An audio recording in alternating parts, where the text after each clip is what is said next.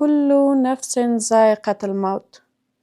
هر انسان، هر ژوندی موجود، هر بشر حتما د مرګ تریخ خوند څکي. هیڅ انسان، هیڅ بشر، هیڅ مخلوق له دغه آیت څخه، له دغه جملې څخه او له دغه خبرې څخه استثنا نه دی. السلام علیکم قدرمنو لیدونکو، وخت مو په خیر. په دې هیله یم چې روغ او جوړ اوسئ او د نړۍ په هر ګوټ کې چې یاستئ آرامه اوسئ، صحتمنده اوسئ او د ژوند چارې مو په خیر تېرې شه.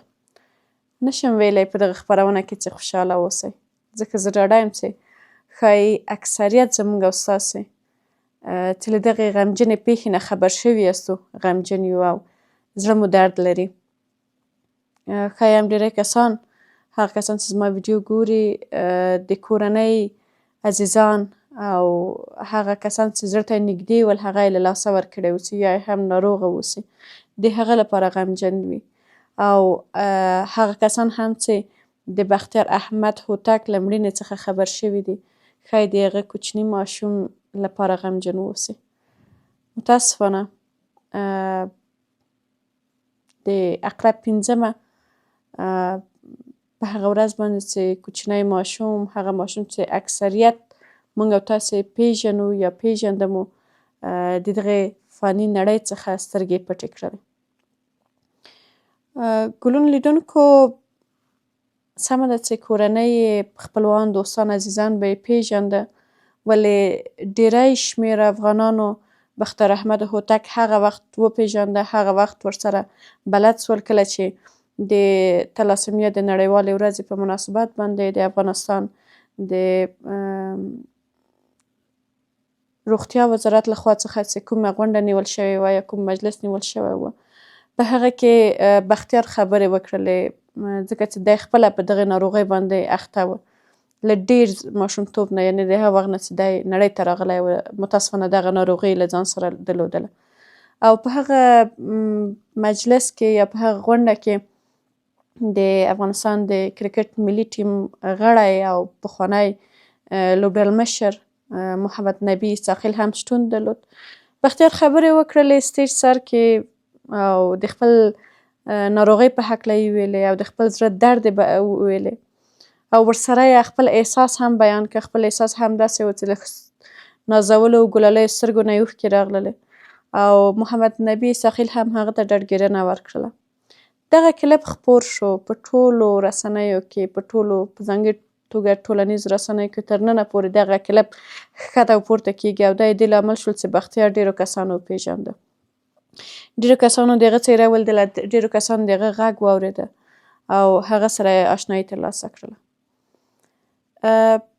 تصادف زه د ځان په هکله ووایم، ما دغه کلپ لیدلی و، شاید په وار وار مې لیدلی اوسي او هغه وخت چې زه په لمر ټلویزیون کې مې دنده درلودله او د لمر ماښام خپرونې د پروډیوسرۍ مسؤلیت مې درلود، نو ما ډېره هڅه کوله چې حتما زه بختیار پیدا کړم او هغه خپرونې ته راوبلم، دعوت یې کړم.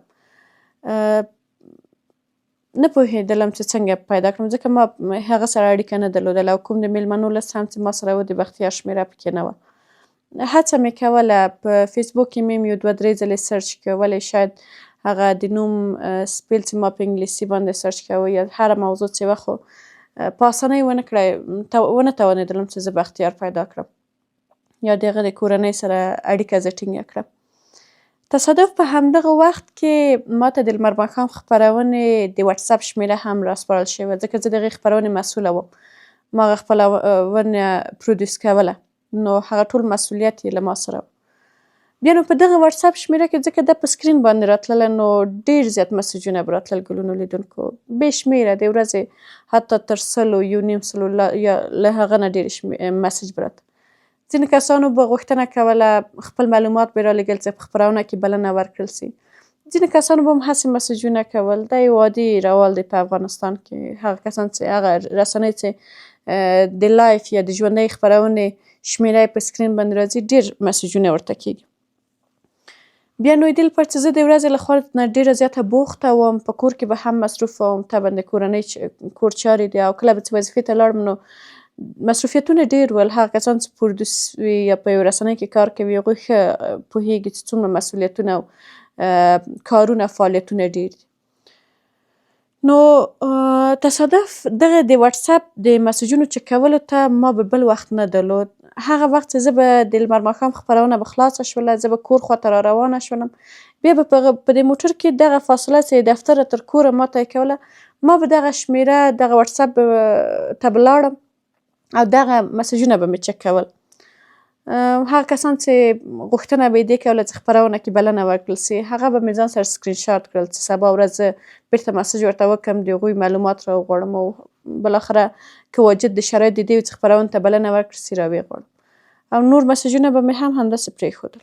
یو ورځ ناڅاپه یوه شمېرې نه مسیج راغلی و او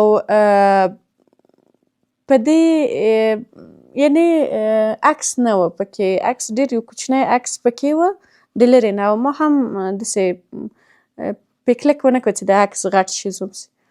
د مسیجونه مې واس کړل، ګورم چې یو وایس یې رالېږلی یا غږیز پیغام یې رالېږلی، تقریبا یو نیمه دقیقه یا د هغه نه هم ډېر و، او نور نو دغه د سوالیې علامه یې څو ځلې وار باندې رالېږلې ده. دا مسیج نو تصادف 2-3 ورځې مخکې ماته رالېږل سوی. ما دا وایس وانه اورېده، پلی مې نه کړم، چې په دې مسیج کې پورته لاړم، خو دا سوالیې چې ګورم چې اولین مسیج چې سوی دی دا یې لیکلي دي چې زه بختیار احمد هوتک یم. دا نوم ماته ډېر آشنا سه. ولې تصادف؟ ځکه چې همغه شېبه باندې زه ډېره ستړې وم، ټوله ورځ په وظیفه کې مې کار کړی و، ذهن ته مې همداسې مستقیم رانغلل چې بختیار احمد هوتک څوک دی، ولې نوم یې بېحده راته آشنا و. زه چرت مې ووهه ځان سره مې په دې څو شېبو کې ځان سره ویل چې بختیار څوک، بختیار کوم بختیار. مسیج کې لاندې راغلم، دغه غږ مې پلی کړ. چې دا پلی مې کړه، تلیفون مې غوږ ته نږدې کړ، ګورم چې هماغه کوچنی بختیار احمد او ډېر په خوږ غږ سره، ځکه بختیار یو ځانګړی غږ درلود او زه نه پوهېږم په ما باندې دا غږ ډېر خوږ لګېده، همیشه به مې څه اورېده.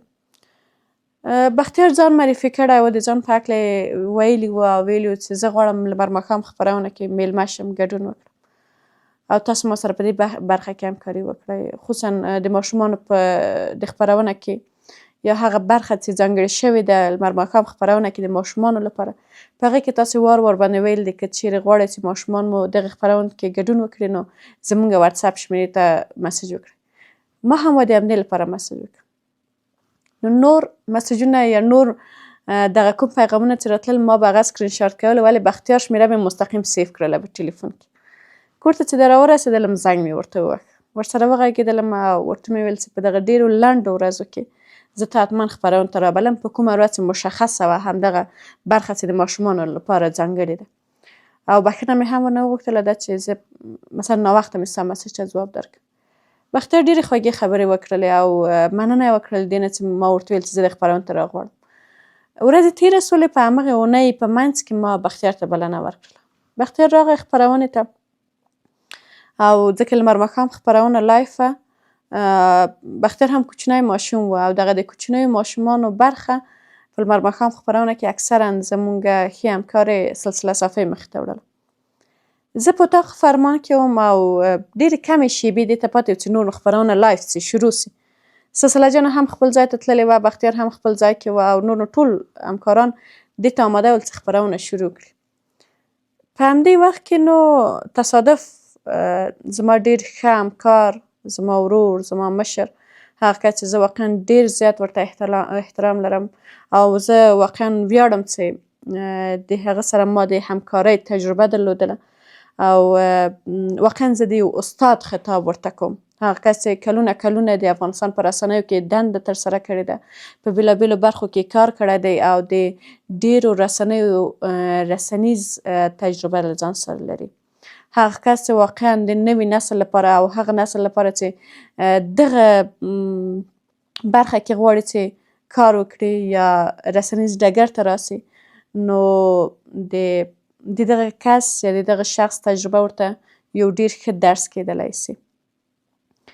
میوند اقبال زموږ ډېر ښه همکار او هغه کس چې زه بیا هم وایم چې زه ویاړم چې د هغه سره د کار کولو تجربه مې ترلاسه کړې ده او تر ډېره وخته زما په رکسانه خپرونه کې د پروډوسرۍ مسؤلیت درلود او زه د هغه پرزنټر وم چې واقعا له ښو مشورو څخه او له ښو تجربو څخه ما ډېر څه زده کړل او خوشبختانه چې څه مودې راهیسې د لمر ټلویزیون او ارکوزیا راډیو د نشراتو د مسؤل په حیث هم مووي ګروپ کې ټاکل شوی ده او دغه دنده ترسره کوي. ځکه مې په دغه خپرونه کې د اقبال صاحب څخه هم یادونه وکړله او دغه خبرې مې ورته وویلې دې لپاره چې راځئ هر څوک چې وړتیا لري، هر څوک چې په دغه ټولنه کې کار کوي او یو مقام ته رسېدلی دی او دغه ټولنه کې نورو ته خیر رسېدلی دی باید د هغوی څخه حتما یادونه وشي. ګرچې چې اقبال صاحب د ډېرو خبرو لیاقت لري ولې په دغه خپرونه کې ځکه چې اصل بحث په بل څه باندې دی نو یوازې همدومره مې وکړه چې د اقبال څخه یادونه وکړم. اقبال صاحب راباندې غږ وکړ. میوند اقبال د لمر ماښام خپرونې د پرزنټرۍ یا ویاندویۍ مسؤلیت یې درلود چې اوس هم د خپرونه پر مخ وړي. غږ یې راباندې وکړه وایي اسنۍ خور ما هم په چت ور وکتل وایي نه کېږي چې دغه برخه زه له بختیار سره مخې ته یوسم. د ده د خبرې سره یو ځای ما مستقیم په همدغه اتاق فرمان کې چې کوم ساعت ایښی دی هغه ته مې وکتل. تصادف یوازې نه پوهېږم 20 ثانیې نشراتو ته پاتې وې که 25 ثانیې یعنې ډېر زیات کم وخت پاتې و. دا نو په رسنۍ برخه کې هغه کسان چې لایف خپرونې مخ ته وړي د هغوی ښه تجربه لري چې 20 ثانیې او 25 ثانیې ډېر زیات کم وخت دی ځکه چې طبعا امکان لري هر مشکل په دغه منځ کې را پیدا شي کله چې یو پرزنټر ځي بل په ځای راځي یا په وارخطایي باندې یو کار ترسره کېږي. لایف خپرونه ډېر زیات اوچت مسؤلیت لري. په همدې وخت کې ما اقبال صاحب ته بیرته په ډېر عجله وویل چې کولی سې ځکه ما غوښتل چې کور کړم یعنې اقبال صاحب لاړ سي سلسله جانه راوځي او اقبال صاحب دغه برخه مخ ته یوسي ځکه زه پوهېدلم چې هغه اقبال صاحب چې څومره وړتیا لري تر څو هغه برخه چې په کوم رقم موضوع باندې راڅرخي هغه څه رقم کور کړي او څه رقم بحث پرې وکړي او څه رقم د میلمه نه خوږې خبرې واخلي او څه رقم دی پرې په هغه موضوع باندې وغږېږي هغه نو بې جوړې کس دی.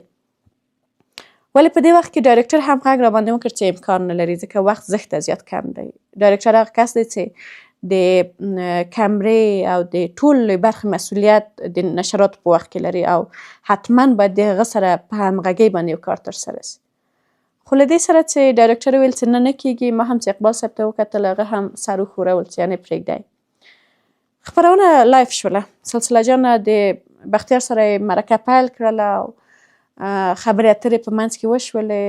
بختیار هم د خپل ژوند کیسه وکړله په خوږه او ماشومانه ژبه باندې په ماشومانه لهجه باندې ډېرې خبرې وکړلې. د خپل ځان په هکله یې ویلې، د خپلې ناروغۍ په هکله یې ویلې، د خپلې کورنۍ په هکله یې ویلې، دا چې کورنۍ له کومو ستونزو سره مخامخ دی دې په هکله یې ویلې. ډېرې کیسې یې وکړلې، زښته زیاته کیسې. خپرونه خلاصه شوله. سلسله جانې وقفه واخیستله او په دې وقفې کې هم زه او اقبال صاحب د اتاق فرمان څخه ووتلو او ورغللو بختیار ته. یوازې د بختیار نه هغه وروستی یاد چې زه لرم یا خاطره چې زه لرم د 2 قطعې عکسونه ول ځکه همدومره وخت هم درلودل. وقفه ډېره کمه وي د 2 برخو په منځ کې. بختیار سره مې عکس واخیسته، د بختیار نه مننه وکړله، ورور یې ورسره راغلی و د هغه نه مننه وکړله او بختیار هم ډېر خوشحاله و ځکه هغه داسې یو کس و چې د رسنیو سره یو ځانګړې مینه درلودله. هغه بېرته له موږ څخه مننه وکړله او رخصت مو کړ. زه او اقبال صاحب بېرته لاړو له اتاق فرمان ته او سلسله جان خپرونه مخ ته یې وړله او په دې منځ کې چې خپرونه روانه وه دوام یې درلود. ما اقبال صاحب ته غږ وکړ چې اوس نه یعنې په لنډ وخت کې نه خو یو څه موده وروسته بختیار بیا خپرونې ته راغواړم او ځانګړې میلمه په صفت. ځانګړی میلمه د لمر ماښام خپرونې یوه برخه وه چې یوازې د پنجشنبې په ورځ ځانګړې کېدله د ځانګړې میلمه لپاره او هغه شخصیتونه پکې رابلل کېدل چې هغه واقعا دغې ټولنه کې کار کړی په یو برخه کې مصروف دي او یا هم د ځوانانو د دغې ټولنې لپاره یو ښه لاسته راوړنه لري او هغه کسان په دغه ډله کې راتلل چې مینوال یې درلودل، هغه کسان چې لیدونکو خوښول.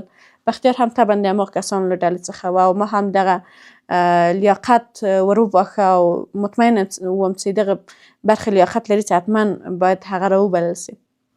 په دې منځ کې اقبال صاحب هم راسره خبرې وکړلې، هغه هم ځینې مشورې راکړلې، ځینې ښه نظرونه یې راکړل او دواړه په دې باندې په نتیجې ورسېدل چې حتما حداقل یو 5-6 اونۍ وروسته، ځکه چې په رسنیو کې دا قانون دی، هغه میلمه چې پرته له دې نه چې په یو موضوع وغږېږي نشي کولی چې مثلا په اونۍ کې 2-3 ځلې راوغوښتل سي، قانون نه دی د یوې خپرونې. نو د هغه لپاره دا موضوع مو پرېښودله او د همدغې خبرې سره چې فاینال شوله ومو ویل چې حداقل یو 5-6 اونۍ وروسته به بختیار راغواړو او هغه څه مو چې هغه وخت ویلي وو زه نسم کولی اوس یې تاسو ته درته ووایم، ځکه شاید تاسو به هم ووایئ چې ودې ویلې خو عملي بڼه دې ورنه کړله. تصادف همدا چې بختیار لاړه، همدا چې دا خپرونه ثبت شوله او نشر ته لاړله، ډېر کم وخت وروسته ما لمر ټلویزیون سره مخه ښه وکړله، استعفا مې ورکړله او له دغه رسنۍ سره کاري موده مې پای ته ورسېدله. او زما د استعفا سره یو ځای هغه پلان مو چې د بختیار په باره کې نیولی و هغه هم همداسې نیمګړی پاتې سو، ځکه زما په ځای نوی پروډوسر راغی او هغه نو بیا د پخواني پروډوسر یا د پخواني چمتو کوونکي مسؤلیت او نظریې مخته نه وړي، هغه نو نوې نظریې د ځان لپاره لري. له دې خبرې سره نور نو هغه موضوع هم پاتې شوله او بیا مو نه له چا سره پرې خبرې وکړلې او نه ما د واک او صلاحیت درلود، ځکه زه د دغه رسنۍ څخه وتلی وم او نور مې موبي ګروپ سره کار نه کوه. دا موضوع پاتې شوله. نن تصادف ماښام زه خپلو ماشومانو سره بوخت وم چې قیجان را باندې غږ وکړ او ویل چې اسو هغه ماشوم وفات شوی دی. د دې ماشوم د کلمې له اورېدلو سره ډېر زیات ماشومان مې سترګو ته ورسېدل، څوک وفات شوي دي، څنګه وفات شوي دي، چیرې وفات شوي دي. او له دې سره یو ځای د خپل ټلیفون راته راتاو کړ، دومره متوجه شولم چې د سباون مومند فیسبوک اکاونټ و او هماغه د قیجان د فیسبوک پاڼه باندې راغلی و، هماغه د هغه پوسټ ده لوسته. سباون مومند زما د یو ډېر ښه همکار، یو ډېر ښه مرستیال، یو ډېر ښه هغه کس چې واقعا تل کوشش کوي چې نور ته خیر ورسیږي. هغه وخت په شمشاد تلویزیون کې هم ما دنده ترسره کوله. سباون مومند د ایډیټ په برخه کې یو ډېر تکړه همکار مې و.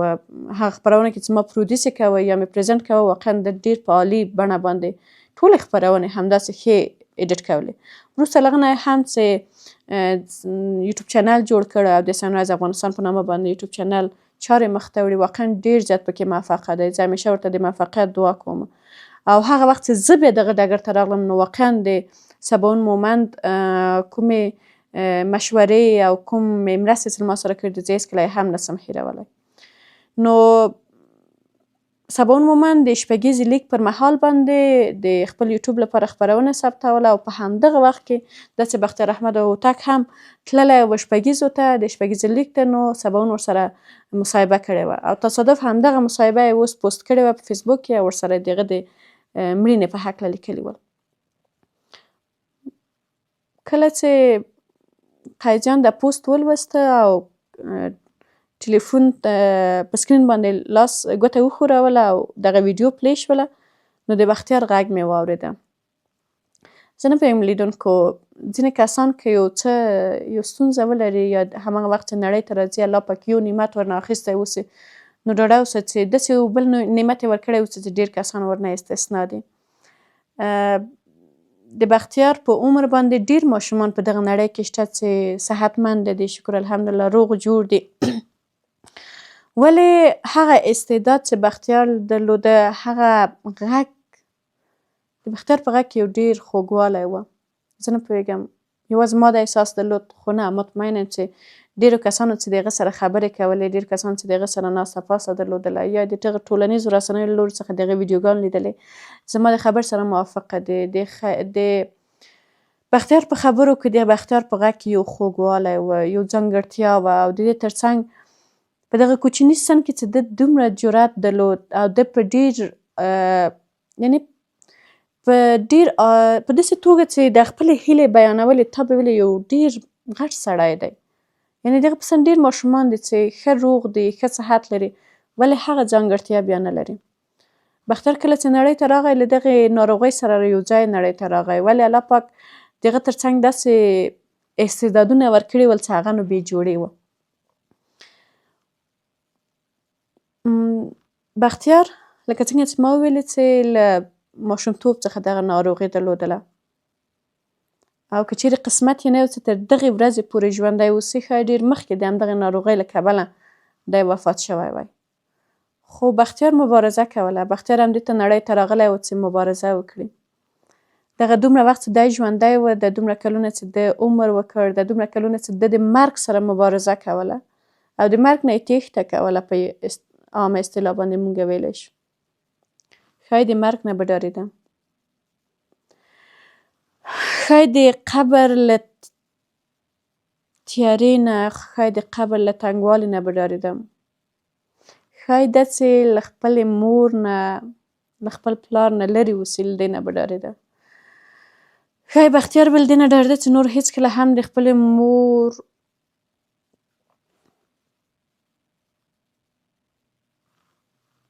ښایي دې لپاره چې هېڅکله هم نور ونه کړی چې د خپلې مور غږ واوري، د خپلې مور مینه وویني، د خپل پلار شفقت او مهرباني وویني. ښایي بختیار به له دې نه ډارېده دغه دومره وخت چې ده له دغه خطرناکې او له دغې وژونکې ناروغۍ سره مبارزه کوله چې د خپلو خویندو ورونو نه بېل سي. ښایي بختیار به له دې نه ډارېده چې د خپلې دغه څومره هیلې چې په دغه نړۍ کې درلودلې له ده نه لرې سي. بختیار شاید له دې ډېرو شیانو څخه ډارېده ځکه دی دومره قوي و. لیدونکو هغه کسان چې بختیار له نږدې نه لیدلی و او د هغه سره یې خبرې کولې، هغه پوهېږي چې بختیار څومره یو قوي ماشوم و او هغه څومره د ژوندي پاتې کېدلو لپاره هڅه کوله، مبارزه یې کوله. هر څوک به یې چې ولیدل، زه به یې ولیدلم، ته به یې ولیدلې، خپل درد به یې ویلې او د خپل درد نه د خلاصون غوښتنه به یې دغه کس نه کوله.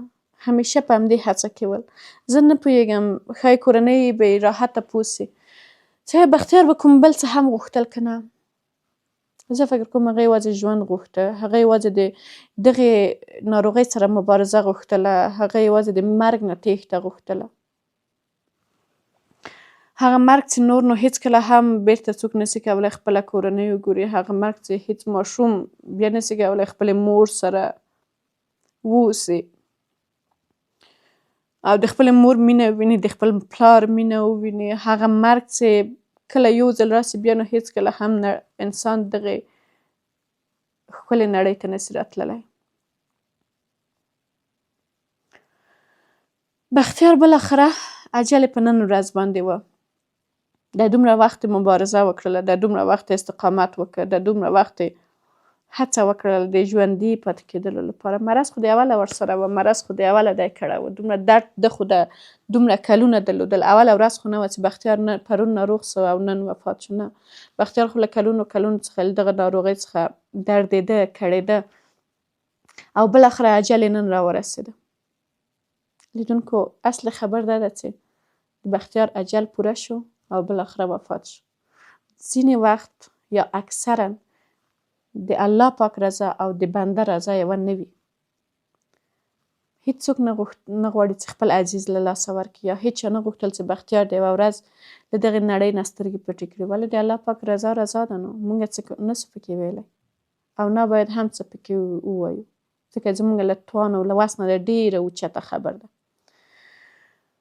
بختیار وفات شو، په خپل اجل باندې وفات شو، اجل یې راورسېده. وروسته له دې نه چې دومره کلونه د درد ولیده، د دغه ناروغي تېره کړله،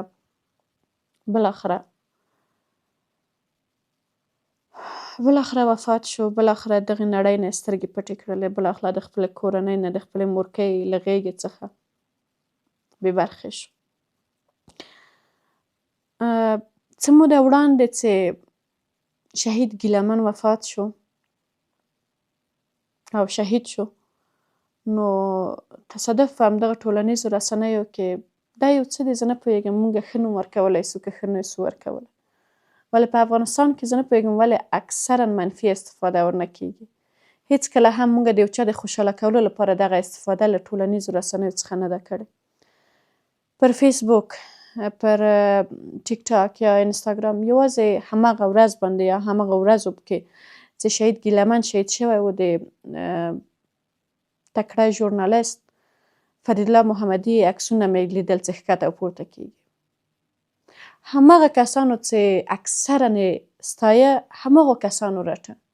هماغو کسانو به داسې څیزونه پسې لیکلي ول، داسې پوسټونه به پسې کلي ول چې حیران څوک پاتې سي چې موږ څنګه ځان ته دغه حق ورکوو، ځان ته دغه جرأت ورکوو چې په یو چا پسې داسې خبرې وکړو. انته دې چې کنځلې پسې کولې. یعنې زه نه پوهېږم چې موږ دغه حق موږ ته چا راکړی چې یو چا په شخصیت او یو چا په ژوند باندې دومره مداخله ولرو. هغه هم په دې باندې چې ولې فریدالله محمدي د شهید ګیله من د مړینې په پار باندې کوم پوسټ نه ده کړی. د هغه ستونزې مشکلات هیڅ څوک یې نه ویني، نه څوک یې درک کوي، نه هر څه چې وسي. ما په هغه ورځ یوازې یو پوسټ وکړم او د فیسبوک تر یو پوسټه مې دغه موضوع راورسوله چې راځئ نور نو مرده پرسته ونه اوسو، نور نو هغه کسان چې مړه کېږي او مړه شوي دي هغه ونه ستایو. ډېر کسان، ډېر ځوانان، ډېر اتلان، ډېر هغه کسان چې دغې ټولنې ته یې خدمت کړی او سترګې یې پټې کړي دي، له دغې نړۍ څخه تللي دي، یوازې وروسته له مرګ څخه ستایل شوي دي. په ژوندون یې څوک نه ستایي. که یې وستایي څو رقمه تورونه پرې لګول کېږي. وایي دا حتما ورته چاپلوسي کوي، وایي حتما د هغه نه ورته یو څه رسي، یو څه خیر رسي، یو څه شر رسي، هر څه چې وسي. وایي دا ورنه ډارېږي، وایي د پیسو لپاره، د مقام لپاره، یا هر څه چې وسي د شهرت لپاره دا کار کوي. ځکه انسانیت خو نور نو له منځه تللی دی. انسانیت ته څوک کله ارزښت ورکوي چې وایي چې یو څوک ستایي د انسانیت لپاره، د ملګرتیا لپاره، د ښه والي لپاره، دې لپاره چې هغه به لیاقت لري، دې لپاره چې هغه دغه ټولنې ته یو څه کړي ستایي. دا خبره نشته.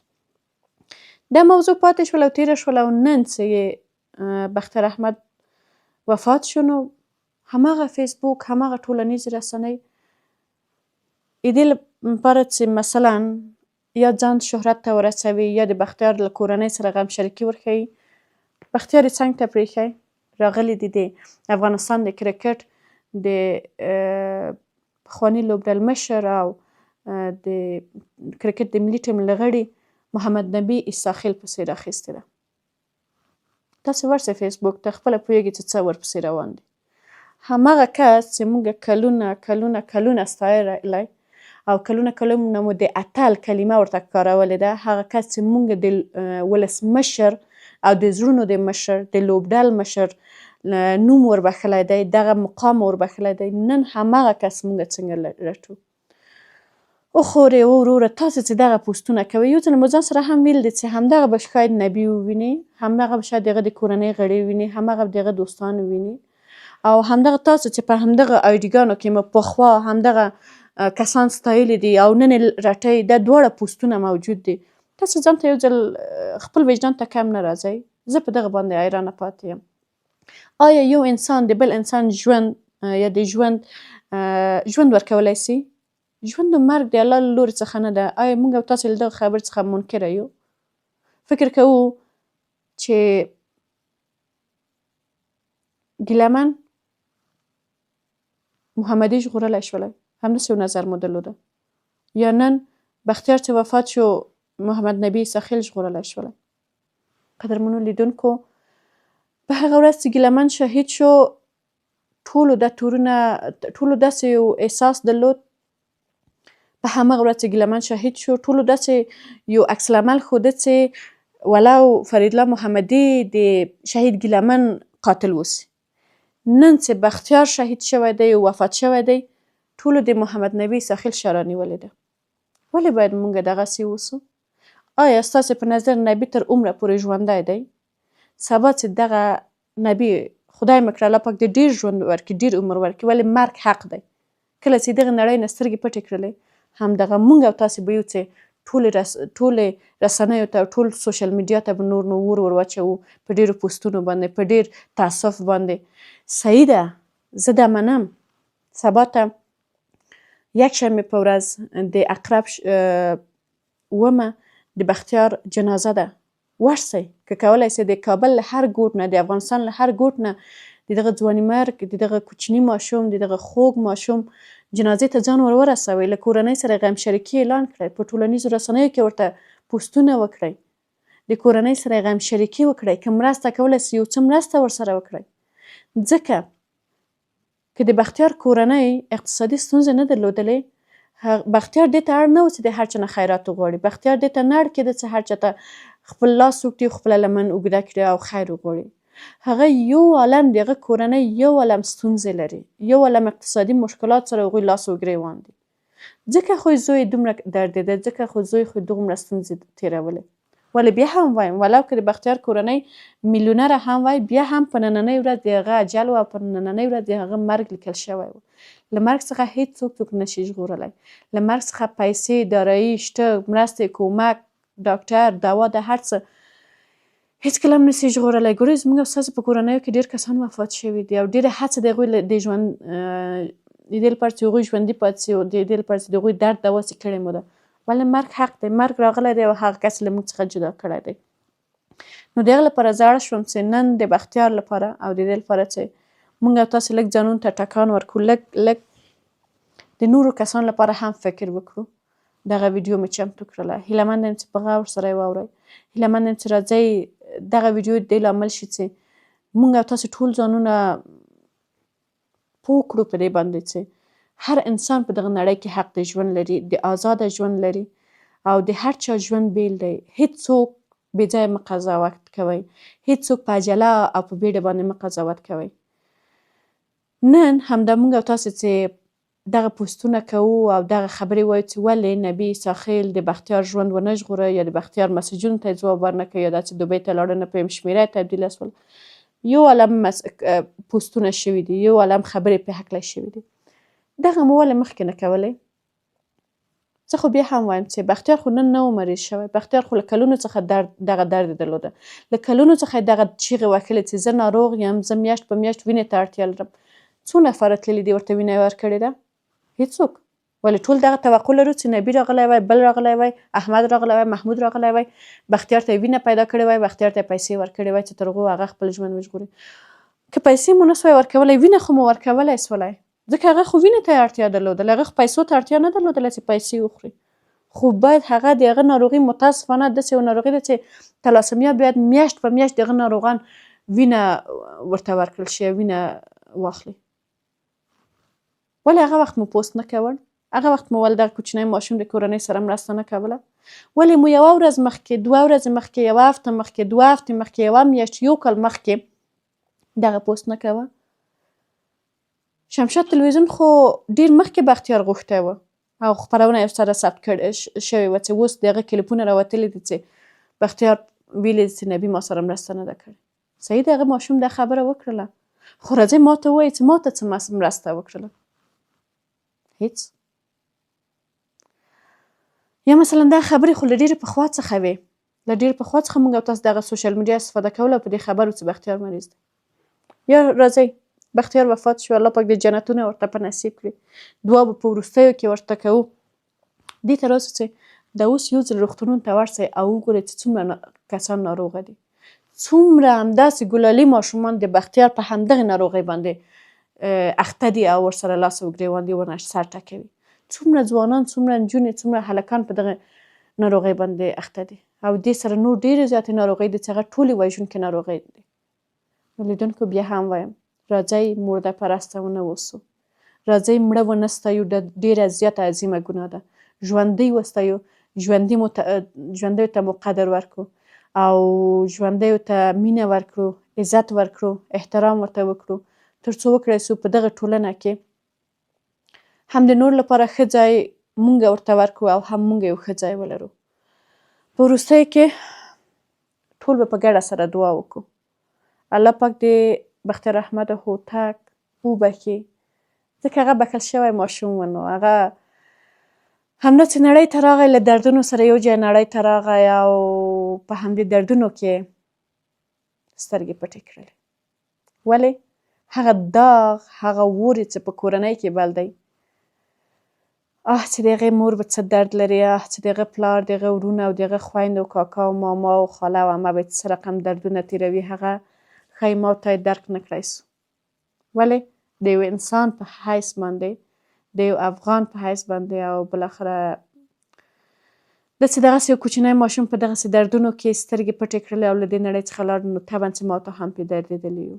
دعا کوو الله پاک دې بختیار ته هغه دنیا ګل او ګلزار کړي او الله پاک دې مورکۍ ته، پلار ته، خویندو، ورونو ته، ټولې کورنۍ ته دې د خپل عالیشان ذات له دربار نه دعا کوو او تمنا کوو چې الله پاک دې د زړه صبر ورته نصیب کړي.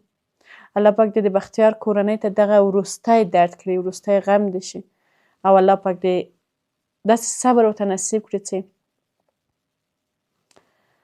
زه نه پوهېږم چې مور به څه حال لري.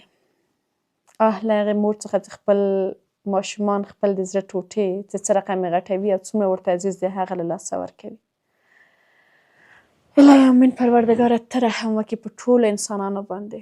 دا اوس غزې ته لاړ شئ وګورئ چې څه حال ده.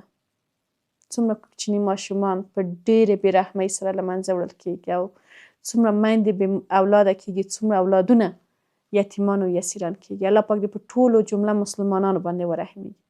ګلونو لیدونکو بیا هم وایم په وروستیو کې دا توقع لرم، دا هیله لرم له تاسو ټولو څخه چې راځئ نور نو مړه ونه ستایو، په ژوندوني باندې یو څوک خوشحاله کړو، یو څوک وستایو.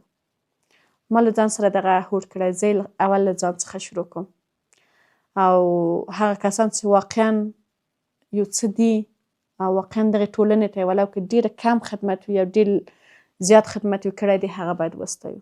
خوشحاله اوسئ، آرامه اوسئ او په دعاګانو کې مو ټول مسلمانان یاد ساتئ. انشاءالله چې الله پاک دې زموږ او ستاسو د دعاو په برکت سره په دغه نړۍ کې د مسلمانانو په منځ کې یو سرتاسري امن او سوله او ارامي راولي.